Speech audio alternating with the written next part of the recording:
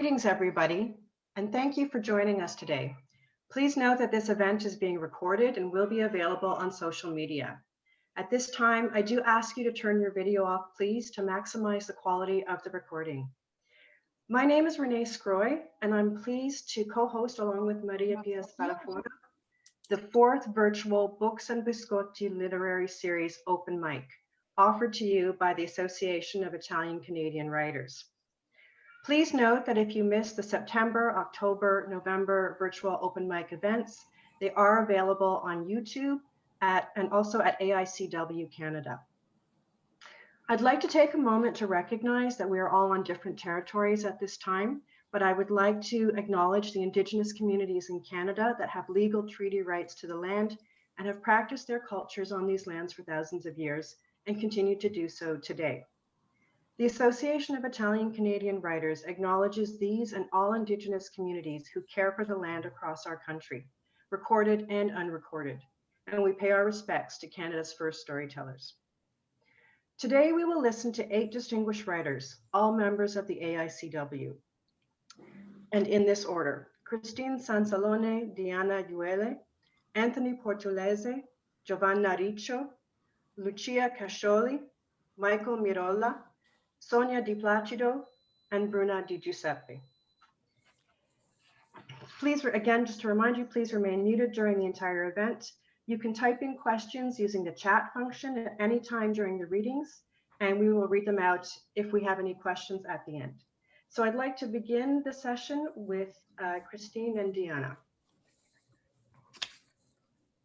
Buonasera a tutti, welcome. My colleague Diana Iuele and I will be reading 2 scenes from our play Divorzio alla Canadese, which we wrote with our late colleague Paul Colilli. The play is called Divorzio alla Canadese. It's set in Sudbury, in Gaccio, the Little Italy of Sudbury. In this scene, Assunta is speaking to her family priest because she has decided she's had enough of her husband and wants a divorce. Buongiorno padre, come va? Benissimo, Assunta. Sara mi ha fatto un ottimo caffè e i tuoi biscottini sono squisiti. Complimenti. Grazie, si accomodi. Sara mi dice che tu e Giacinto state avendo dei problemini. Padre, io non ho nessun problema. È mio marito che mi fa crepare da oltre 30 anni. Non ce la faccio più. Non dovevamo sposarci. Non dire questo. Avete 3 bellissime figlie e 2 nipotini. Sono le uniche cose buone di questo matrimonio maledetto. Ma dai, Assunta, non parlare così. Il buon Dio li crea e poi li unisce. Padre mio, il buon Dio ha fatto una grande mistecca con noi. Forse aveva chiuso gli occhi. Ma che ti manca? Giacinto non ha provveduto per la vostra famiglia? Sì, ha provveduto. Io non capisco. Non mi manca proprio una tinga. Giacinto iggerappa per 30 anni alla stessa ora, alla same time, per andare alla job. Non ha mai perso un giorno di working. Abbiamo potuto dare tutto alle nostre figlie. E allora? Mio marito non mi rispetta. Mi tratta come una piece of shit. Mamma, please don't talk like that. Cara Assunta, tutte le coppie hanno trobboli ogni tanto. Remembra le promesse matrimoniali che avete fatto quando vi siete sposati? Sono eterne. Quali promesse? I non remember una promessa. Ah, your wedding vows. He's talking about those. You know, till death do you part. Forse era proprio meglio la morte. I no can take it no more. Adesso passiamo alla seconda scena, sempre tratta dalla stessa commedia, so the same play, from the same play. This time the divorce has been arranged, so Assunta and Giacinto have come together to separate their goods. Ah, sei qui? Non giocavi in quel turnamento oggi? It's not your business. Ma che me ne frega, senti, piuttosto, adesso che sei qua, dobbiamo decidere sulle cose nella cantina. Good idea. Allora, io ho contato tutto. Facciamo 50-50 e festa finita. Ma cosa hai contato tu? Senza di me hai contato tutto. I not trust you. You not trust me. I not trust you. Ti conosco bene, furba che non sei altro. What do you mean?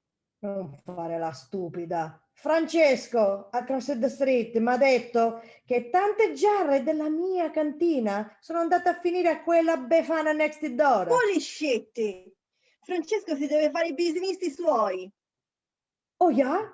Pensi che i vicini aiutano solo te? E chi ti vuole aiutare a te? I neighbor sanno che io ho sofferto tutti questi anni, non tu. Oh, sciusciu, t'ho tenuta così male. Non hai lavorato un giorno della tua vita e non fai altro che lamentarti. Ma sto fesso che ha passato una vita a buttare il sangue è sempre il bad guy. Ma sciarappa, per piacere, t'ho sopportato una vita, nessuno ha lo stomaco forte come il mio. Eh sì, adesso ti devono fare una santa. Nella cantina, last week, c'erano 104 giare di pomodori, 54 giare di melanzane, 38 giare di antipasto, 4 prosciutti, 10 soppressate, 18 capicolli e 56 salsicce. E c'erano pure 2 giare di olive, 3 box di pasta, 4 bottiglie di olio e 10 box di cookies. I not believe you. E believe che c'erano. Mi tocca una metà, vero? Vedere sta lista. Wait, take it easy. Listen, 50-50 per le giarre dei pomodori va bene, 50-50 pure per le melanzane. Vedi, sono in un good mood di oggi. Oh, e qua che c'è? I don't know, forse delle figlie. Ma queste sono le nostre bottiglie di liquore. Che ci fanno in questa busta per terra? Boh, I don't know. Forse le hai preparate tu per mandarle next door a donata. Disgraziato, sono una pizza scetti. E che ti volevi rubare le bottiglie? E perché tu non ti sei rubate le giarre di pomodori? Sì, ma quei pomodori li ho fatti io con le mie mani mentre tu ti divertivi ai tornamenti di bocce. Ah, sì? E io non ho lavorato una vita per la pensione che ti sei fregata? Ma mi tocca! E anche a me mi toccano i pomodori. Tu pensi di essere smarty, ma io sono più smart di te. Farabutto, questa era piena, non era nemmeno stardata, era il regalo delle figlie per l'anniversario. Ma tu non bevi il cognac, dici sempre che non ti piace. Oh yeah? You wanna trick me? Adesso ti faccio vedere. Me lo bevo tutto alla faccia tua. Ma what are you doing? Very good. That's enough che ti ubriachi. I don't care. Devo bere quello che mi tocca. Basta, non fare la stupida. Che te ne frega? Che t'ammali. Dimmi la bottiglia. Che dolore, ma che cazzo c'è qua? Io non vedo niente. Mannaggia, pure la sciabola ti volevi fregare. Era la mia sciabola preferita. Tu non hai mai usato una sciabola in vita tua. Che te ne devi fare? Non mera, fa parte della casa. I don't care. Keep da sciabola maledetta, ma forget about la cantina. What do you mean? Altro che 50-50. I no give you nothing. Oh yeah? Io chiamo l'avvocatessa. I don't care. Chiama pure Papa Francesco. Ok, we see chi la vince. That's it. Thank you so much. What an amazing performance from the folks from Sudbury. There's so many comments in the chat, so I hope you check them out. Wonderful performance. Thank you. We're going to move on to Anthony Portulese. Buonasera a tutti, grazie di essere qui con noi stasera. I'm going to be reading a couple of portions from a poem I wrote a few months ago called L'Ode des Sables. I will be doing the reading in the language I wrote it in, which is French, so I apologize in advance for my heavy Anglophone accent, so here we go. L'Ode des Sables. Au bord du Saint-Laurent, il se trouve deux flâneurs. Malgré les vents puissants, ils se battent en vigueur. Deux ailes d'un corbeau, ils s'envolent jusqu'aux hauteurs, mais piégés dans l'orage, ils s'écrasent aux profondeurs. Donc je m'assois tout seul, privé de mon bonheur, les feuilles d'un journal, mes ferrailles d'honneur. Je tiens ma plume doigt, un poignard dans le cœur, mais avec mon encrier plein de lames de malheur. Ne t'inquiète pas et tiens bien ma main. Sûr dans mes bras, tu ne vas jamais tomber. On marche ensemble ou on marche en vain, mais ton pas devient fort, je ne veux plus te freiner. Un royaume pour un roi, tu accueilles ton destin. Je t'accompagne là jusqu'au portail endoré. Désormais tu marches seul, puisqu'un fait est certain. Il n'y a qu'un seul trône, qu'une tête à couronner. Voici mon domaine, j'atteins le sommet. Le peuple me lève hors de ta portée. Ils me jouent avec tout leur accord, oubliant de te porter mon plus grand trésor. Que vaut la terre sans ta touche nourrissante? À quoi sert la mer sans ta vision navigante? Que vaut la richesse sans ton riz amoureux? À quoi sert un palais sans ton lit chaleureux? Tu plonges en amour tendant au jardin, avec chaque causette animée au café. Tu es amoureux de chaque rire d'un babin, avec chaque tableau dévoilé au musée. Si tu m'aimes, tu dois quitter ton nichoir, tu vas garder ton regard vers les beaux.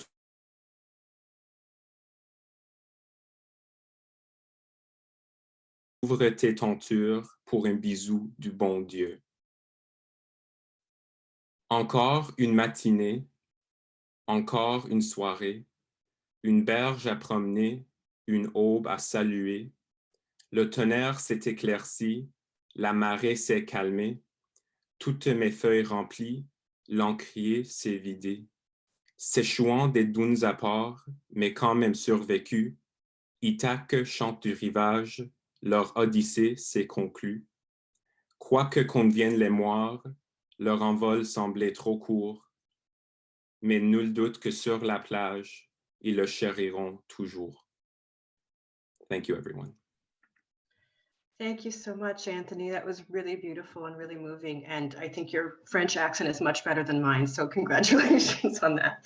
We're going to move to Giovanna now. Hi, everybody. Thanks for being here. And thanks to Delia and Lucia for organizing this. I'm going to be reading from my book published by Guernica last year, Plastics Republic. It's a book about a good chunk of it is the history of Barbie, the Barbie doll, but it also riffs on Plato and corporate history.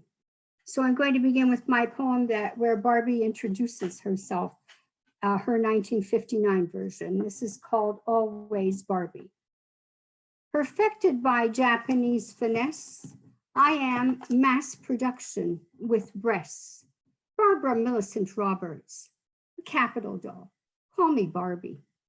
I am game, the axial daughter of German pornography and Lady Liberty's dream. Plastic enough to co-opt every trend, I keep my always form and face. Change career, color, nation, and as positioning requires, twist and turn at the neck and waist. Earning my own cash, investing in real estate, I travel through time and space. Come boxed, complete with a matching suitcase. Among my favorite accessories is one named Ken. And my second poem is about human Barbies. There's a human Barbie section, and this specific one is, I'll say that everything in this book is true and it's all research. So this is about Rodrigo Alves. He belongs to the plastic positive movement, a movement that embraces artifice and look plastic. So their surgeries are very deliberate and exaggerated. So he's a major YouTube social media presence, and he was most famous at the time I wrote this. He's garnered more fame since then for having 4 ribs removed to narrow his waist. So this is plastic positive Rodrigo Alves, the human Ken. A heartbreak it was coming of age, the worst kind of youth. The body bullied and you such a tender boy, an innocent shut in flesh in all its cagey bars. Insoluble words, the belly poof love handles man boobs, chin too square, the negroid nose shoved into a urinal, and you, a blubbering dummy, ripe for dysmorphia's mindful master to pull on the nightlight, switch reflection.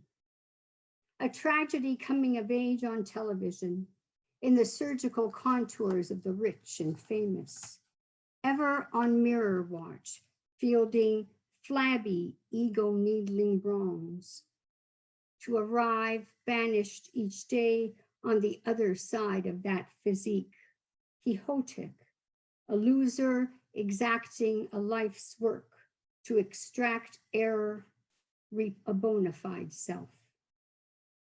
Bequeathing elders soon bankroll that birthright, your eyes Bunwell scalpels floating on screens, where the con art carving of Hollywood hacks renders cutting edge muses from synthetic stone. You, the nose job, cheek implant, justified jaw, you chiseled and chastised, you mirror, not you. Self-cited creator, peak cheekbones, peck implants, peekaboo cat eyes, not again you.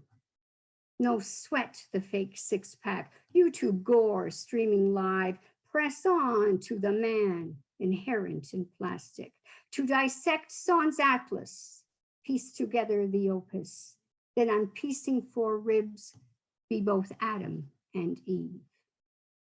And a few days on, you're a post-op photo op, checked out in the tabloids doing the Harlequin strut, tube draining toxins, stylish the flow, color tied to your jacket, blood satin lined. Flash the martyr's cup, cooling crimson, a thorny-eyed son's own sacred heart. For beauty crucifies, an overweight mind layers on fat. Your seeker's waist looking no smaller, you feel no thinner, lost in God's gaze. Alone in the dark, stabbing lungs, damned breathing. Where's the incision to flatline the screen? Or diffuse in the glow, your flocks bearing witness, post after post, just one more passion play. Remember, transcendence, one choice, cut away. Thank you. Thank you so much, Giovanna. That was so interesting, and especially the using Barbie's own voice was really captivating. We're going to pause for a moment here for announcements. So I'd just like to say that the AICW offers a weekly Shut Up and Write on Thursdays from 10 a.m. to 12:30 p.m. That's Eastern Standard Time. And all are welcome to join with this community of writers. The event is hosted by Annalisa Panatti and Lucia Canton. AICW also offers monthly For Chiacchiere in Italiano sessions, which is a chance to speak Italian with native speakers, and that is hosted by Maria Pia Spadafora and Rosaria Moretti. Oh, sorry, Lori. So you can please write to the info@aicw.ca if you would like to attend any of these events. And I don't have the date at the moment for the next open mic, but maybe we'll get that and we'll put that into the chat for our next open mic. So we're going to move on to Lucia. Hello, good evening, everyone. I'll be reading 2 short pieces. My first is a short poem, and that will be followed by a short story. The poem is entitled GMO'd. My tongue is laced in rough tones, blasted by furnaces, melting dainty consonants into slurred vulgar Latin. Washed in wine, gargled in garlic, infused goodness reaped from sun-raped land, landing naked, flattened, re-sown seed, modified organic, mechanic manipulation, flavored in hints of olives and basilico-friendly blended brain, storied histories, her inventory, cataloged recipes needing gnarly, argo-hyphened, siphoned, bloody vein. The short story is entitled The Blank Page. Nothing is on the pages. The pages are blank. Is there a story when there is no scene to be seen? No Times Roman font, 12 point, no italics, no bold or underlined word or words or sentences, no paragraphs that link thought to thought, page to page, numbered right-hand corners grouped in chapters and parts, indexed and referenced. What if pictures glossed on the page in invisible ink? Are they there? Can you see them? I sit reading my tattered copy of Pride and Prejudice under an oak tree on a wooden bench made of reused wood from a fallen oak tree, beside a man-made lake where mallards dunk their bills and their torsos 180 degrees, exposing their curled tail feathers and beta-carotene antioxidized webbed feet. They dive next to gliding swans and honking geese. Their molted feathers form a quilt on a patch of trampled grass where passers-by stop to feed them Wonder Bread and the occasional Lay's potato chip. I am distracted by and attracted to a petite woman holding a book next to me on a bench made of reused wood from a fallen oak tree. Her book is blank. Nothing is on the pages. The pages are blank. I noticed the blank pages at a glance when I padded by her to sit on my preferred wooden bench made of reused wood from a fallen oak tree. Her face is smooth and glowing, reflecting speckles of sunlight penetrating the oak leaves shushing in the breeze. Her celestial nose and Cupid's bow lips are a poet's inspiration and a sculptor's jealousy. She closes her eyes, elongated by curved ebon lashes, and her chest rises and falls with the inhale and exhale of the moment. The black hair escape her bun and dance in the whispers of the wind. Where is her story? What is her story? Perhaps she conceals an HB pencil in the pocket of her sage sweater. In the absence of truth, I find my truth. She is a writer on a bench made of reused wood from a fallen oak tree, seeking inspiration from the smells of stagnant water and duck feathers and fowl left on the trampled grass mixed with missed bread and potato chips woven in a weak waft carrying the honks and quacks and cackles and giggles of humans interacting just beyond her bench and my bench, just beyond the faint motors and sirens, just beyond the screeching subway. She has writer's block and waits for words to appear on the inside of her eyelids between snaking veins and static dots worn by streaks of sun rays. In her sage sweater, she grips a Mont Blanc pen gifted to her at graduation. She is a commerce grad, but Sejai goads her. She must write. She must. I must. I must know her truth, not my truth of her truth. I leave my index finger between Elizabeth and Darcy and approach this Aphrodite. I rise. She rises. Her book falls. My grasp is quick. She searches blankly. The pages open. They are blank to the seeing eye.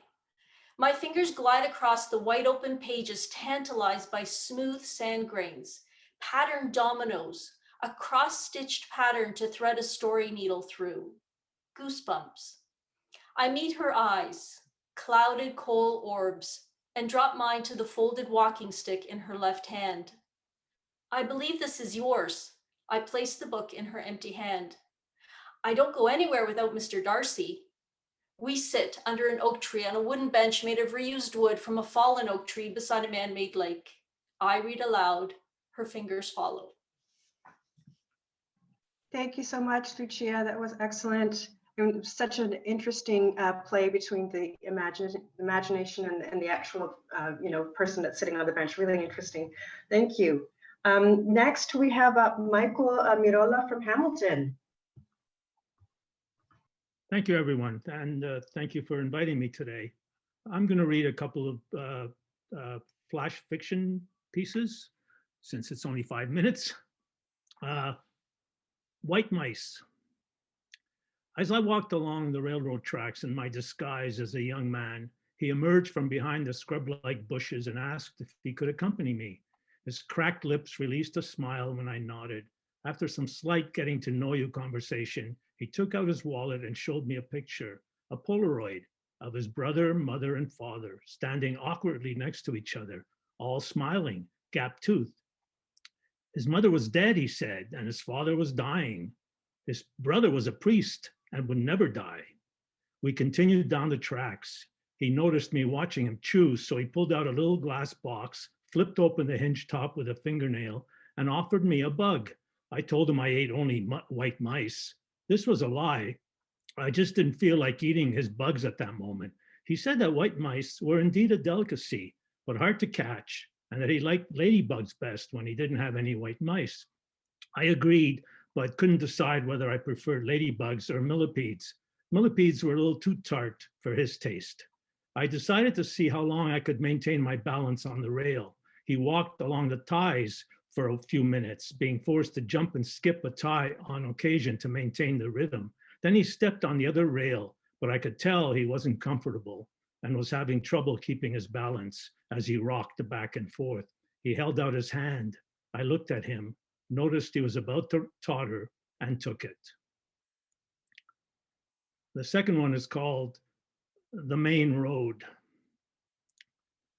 I am coming down an escalator when I suddenly turn around and run back up the moving steps. I seem to have forgotten something in the room I've just left. It appears to be a lecture hall or reading space of some sort, with chairs lined up and facing a podium. I search all the chairs one by one, going up and down the rows, but there's nothing there and no one to ask.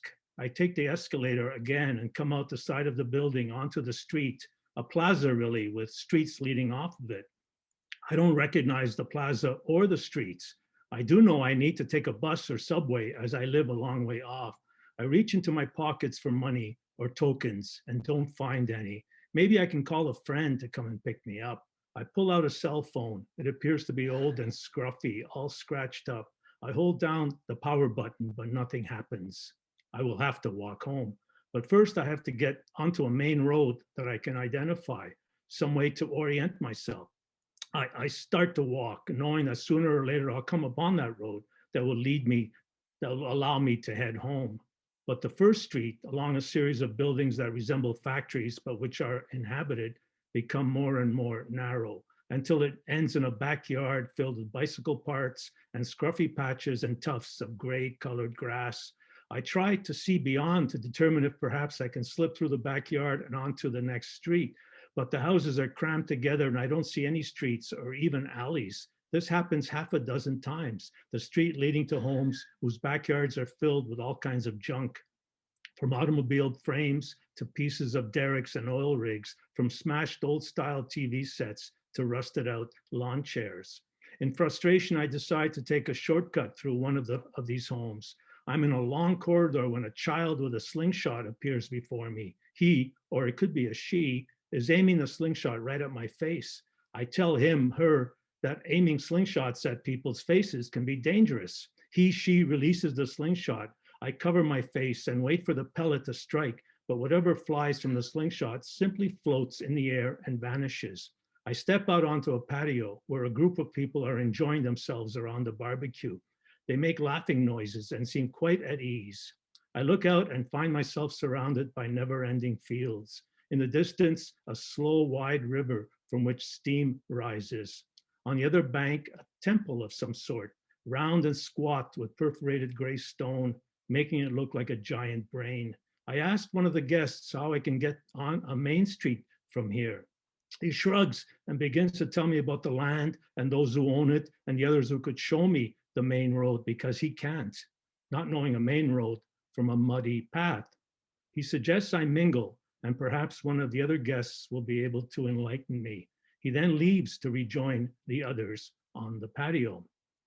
I continue to look out, a queasy feeling rising, knowing that the road is out there and fearful of not being able to get there.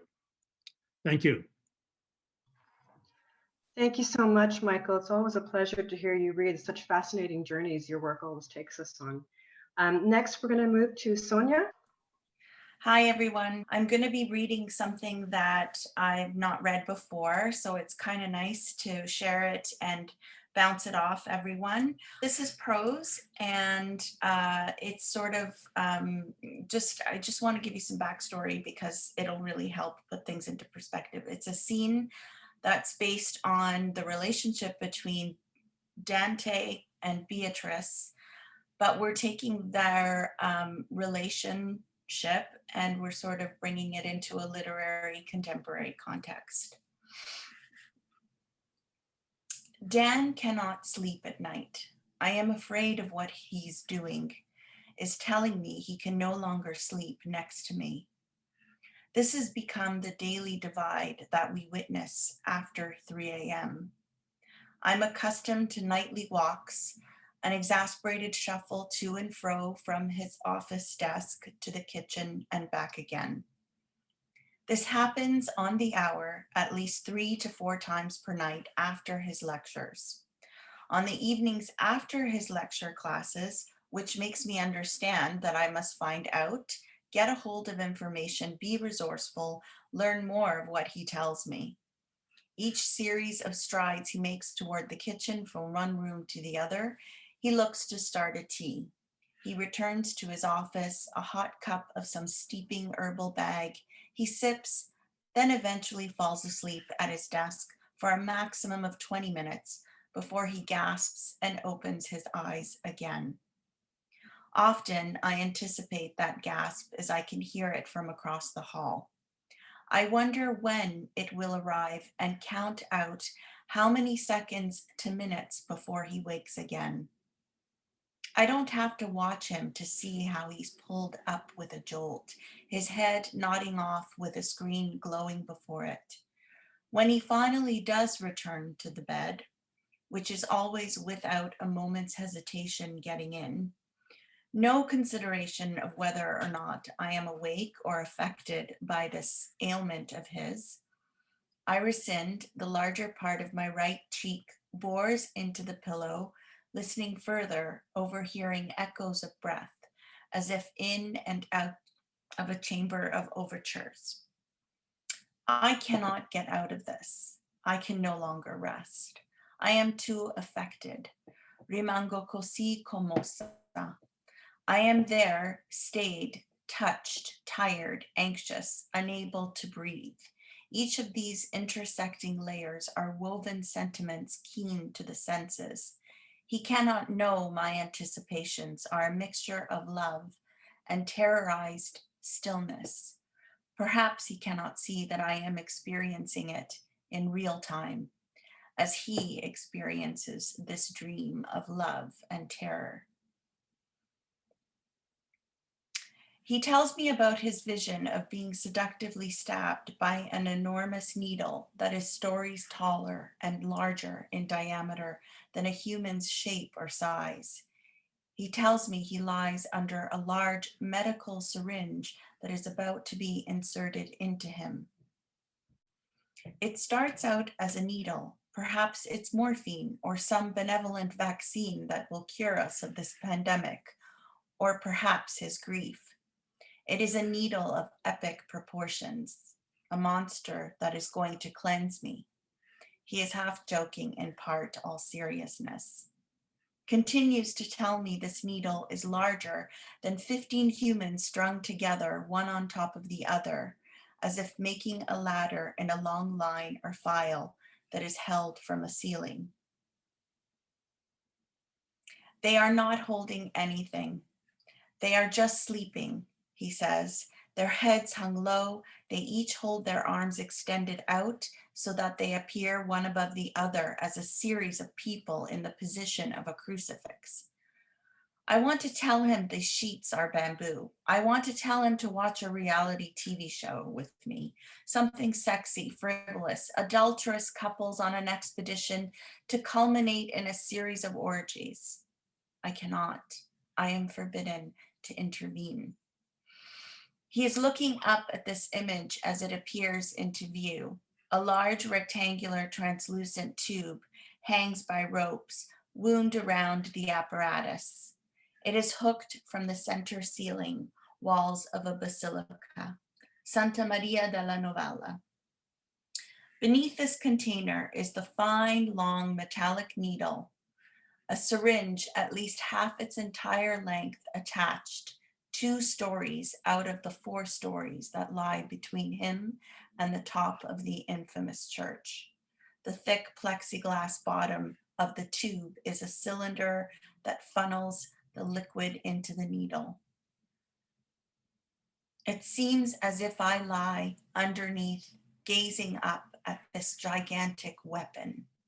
He sees it seeping into his belly between his chest and his abdomen, taking longer than any sword slowly driven into a man could. It enters his middle in a seemingly sleek, benevolent manner as he is, all the while, an unmoved witness. I'm going to stop there. Thank you very much. This is a work in progress. So, Thank you so much, Sonia. For a work in progress, you're getting amazing feedback, I think, in the chat. It was really interesting what you've done with it. So that was kudos. So it's great. We're going to move on to our last reader for the evening. So that's Bruna. Hi, everyone, and thank you for having me here. My short story is entitled Exhumed. With flowers in my hand, I walked up to the path leading to my grandmother's grave. As I stood in front of the headstone, gazing at the inscription, I suddenly realized I was reading a name that I did not know. When I looked at the oval picture, the photograph inside was not my grandmother's. I was certain that where I stood was where we laid my grandmother to rest. God, where is she? I said out loud. Who has been put here in her place? I felt much tenderness and compassion for my grandmother, who had spent so many years alone in this forgotten village. One by one, her children left her to go to America. My mother was the last one to leave. It was a voice from a distance that broke my concentration. Signora, you cannot get any water for your flowers until after 4 o'clock, she shouted. Mario, the undertaker, went home for lunch and then he has a nap. She continued walking towards me, dressed all in black, a shawl wrapped around her head and shoulders, protecting her from the cool breeze. Finally, she stood in front of me, looking old and frail. She must have been in her 90s. She smiled, unable to keep her head from trembling. Where are you from? She asked. Whose daughter are you? She insisted. I'm sorry, Signora. I came from Canada to visit my grandmother's grave, but she's not there. She's not there anymore. I was shivering. She took her shawl and gently placed it over my shoulder. Her trembling hand wiped tears from her eyes as she began to tell me about her son. My son, mio figlio, she hesitated, Augusto, and my brother Giuseppe left many years ago to go to America. When I see strangers in here, I come and look, hoping it's one of them or someone from my family. While she continued with her story, the clock on the old tower struck 4 o'clock. She stood up and caressed my face. Wait, and I'll get Mario. He'll show you where your grandmother is. And she left. I realized I still had her shawl. I figured she could get it later on. Mario came agitated. Signora, I don't have the keys to the Mausoleum. You'll have to come back tomorrow. Capisci? Capisco e pure bene. I don't want to visit the Mausoleum, Signor Mario. I want to know where they put my grandmother. La mia nonna, dov'è? He tried from a distance to talk to me. Please, signora, I've worked here for only 5 years. Yet, I think your nonna was married to an Ato. Had I heard correctly? He knew my grandfather's name. Did you say Anato? I mumbled. Si, yes, Anato was married to Maria Rosa Tiberio. By law, signora, people are only buried for no more than 10 years. There's not enough room for everyone, he told me. So where do you put everybody?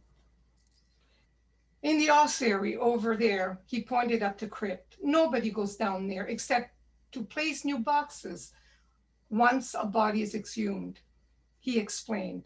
He saw how disappointed I was. A mass grave? How horrible. Mario walked me to the car. I remember the shawl that the old lady gave me. I must have left it by the crypt. Signor Mario, the sweet old lady who went to get you earlier, she lent me her shawl. It was cold. I must have left it over the bench by the crypt. Can you make sure she gets it? Puzzled, he replied, Signora, no one came to get me.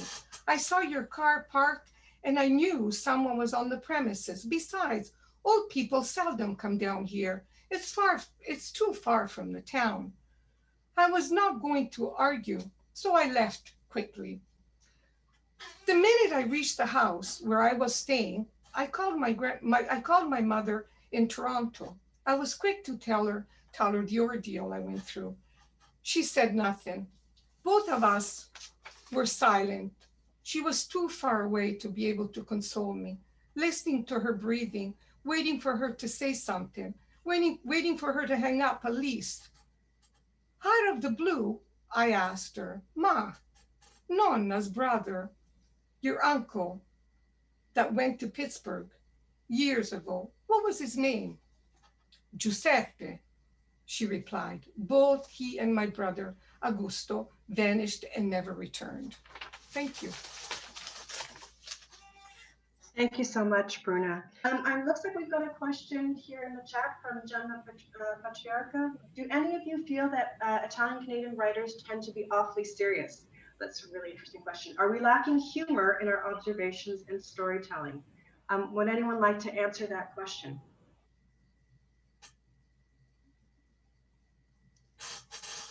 Hi, Giovanna. I'll answer that. Maybe it's just what we picked to read, but I have some humorous stories. In fact, the novel that I'm working on now has a humorous side to it. So I don't know about the general feeling there, but maybe it was just the selection of readings that happened this evening. Yeah, thanks, Lucia. And I'll speak to that too. I am working on a second novel, and compared to the first one that I wrote, the second one is just all frivolous fun, and it's just humor. And I think especially during this whole pandemic, we need something that's a little lighter. So maybe a few of us are. I don't know if anyone else wants to weigh in on that question. If you do. Can I add something? Sure. Okay.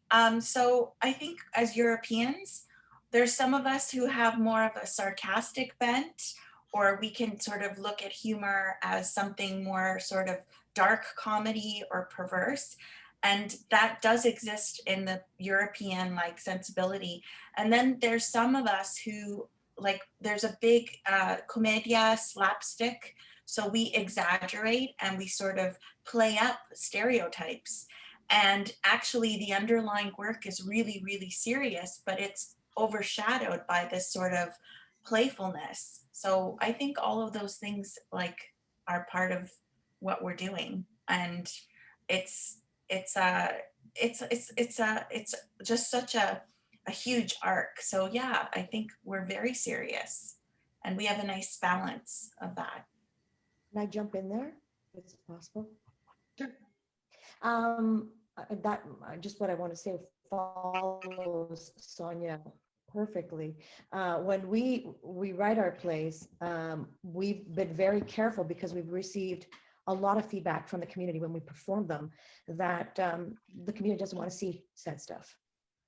We've performed other playwrights, Italian Canadian playwrights work. And in the past, when we've done that with our students, we've gotten very negative community feedback. They said, we've already had a hard enough experience here. We don't want to see negative things on the stage.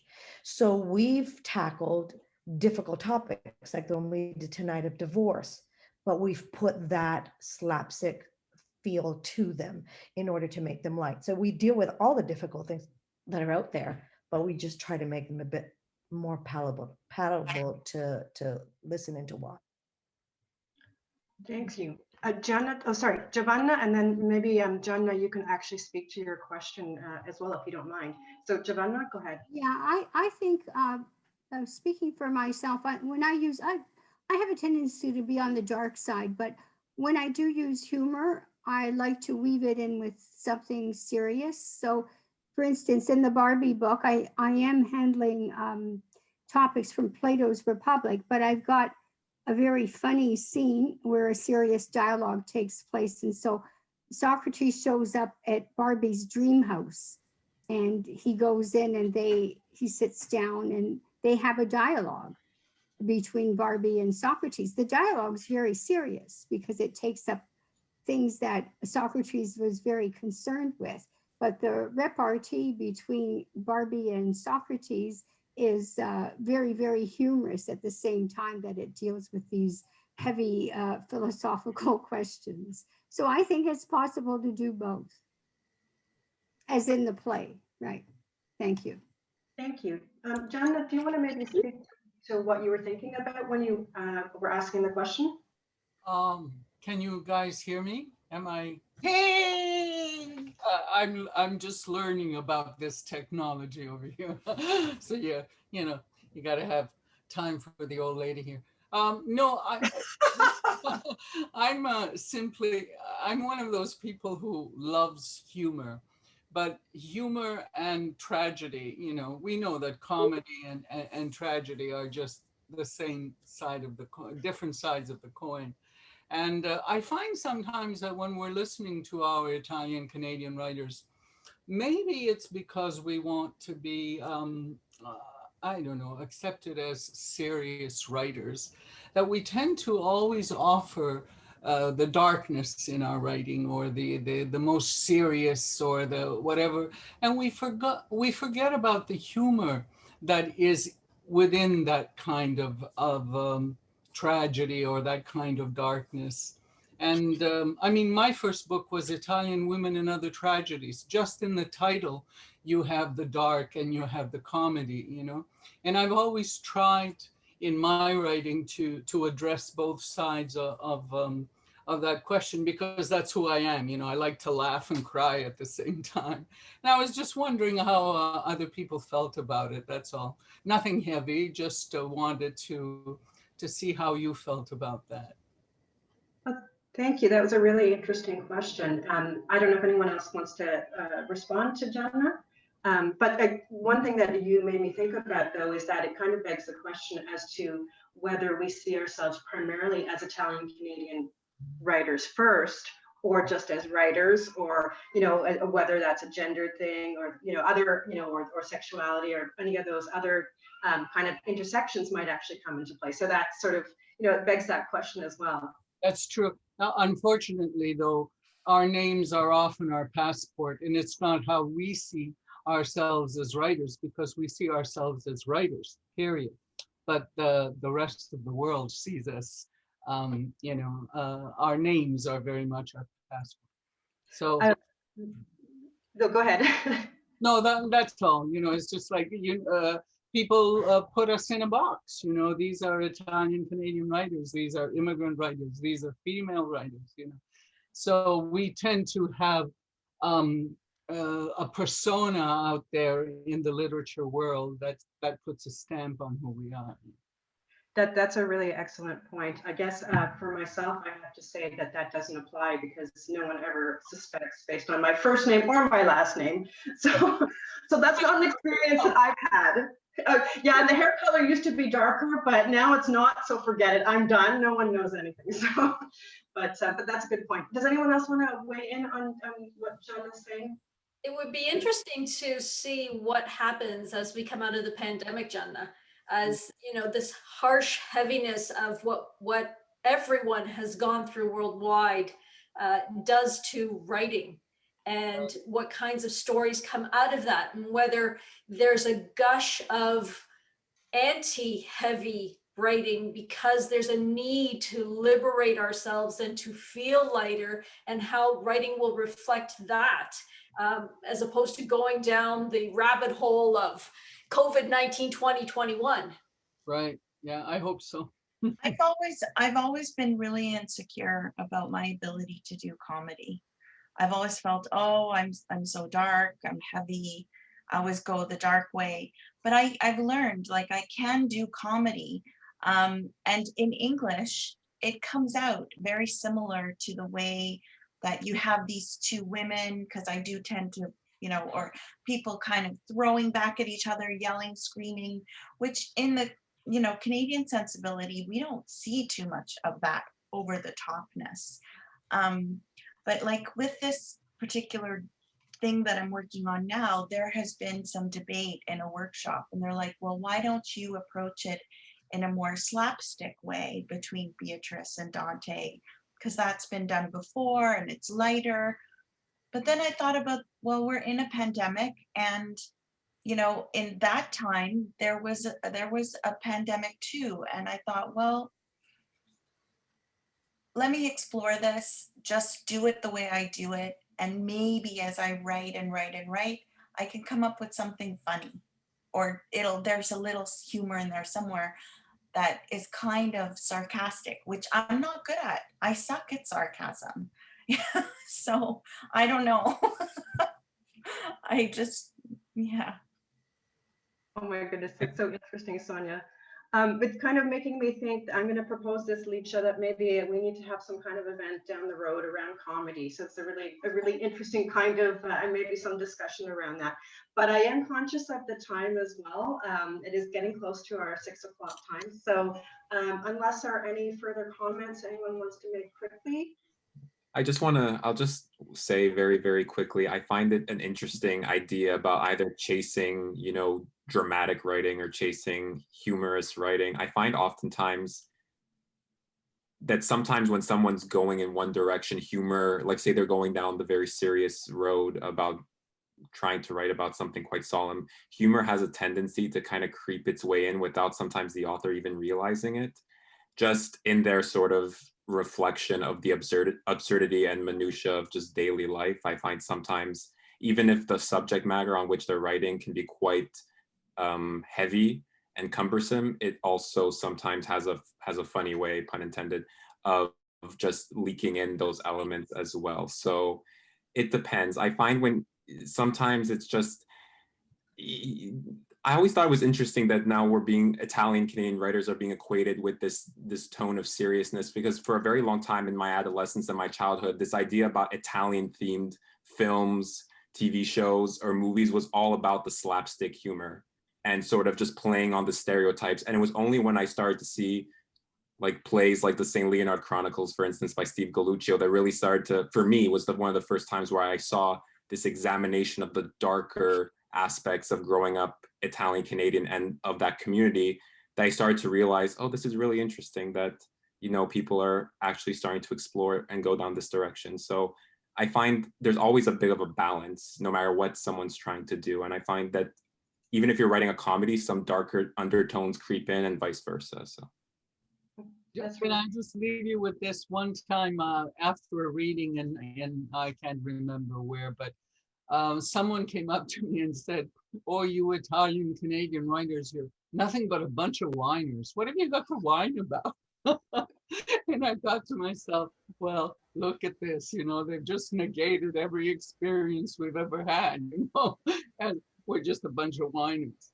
And it made me think maybe our writing is, you know, it might be too serious. It might be always, maybe we're a little bit of, you know, I don't know, it's just something I wanted to share to leave you with a laugh. We're not whiners, by the way. Unless it's the red kind in a glass.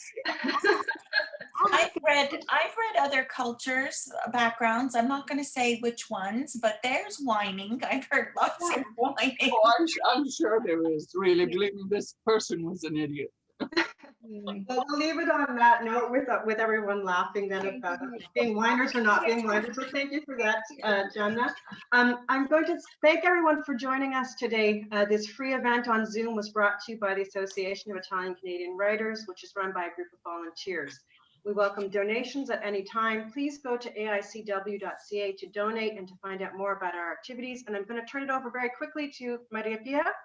Grazie a tutti per essere stati qui con noi, in particolare ringrazio coloro che hanno letto, co-host, technical host, Renée, Sgroi e Lucia Canton e infine il pubblico sempre più numeroso. Buon proseguimento di giornata per chi è in Canada e buonanotte per chi è in Italia.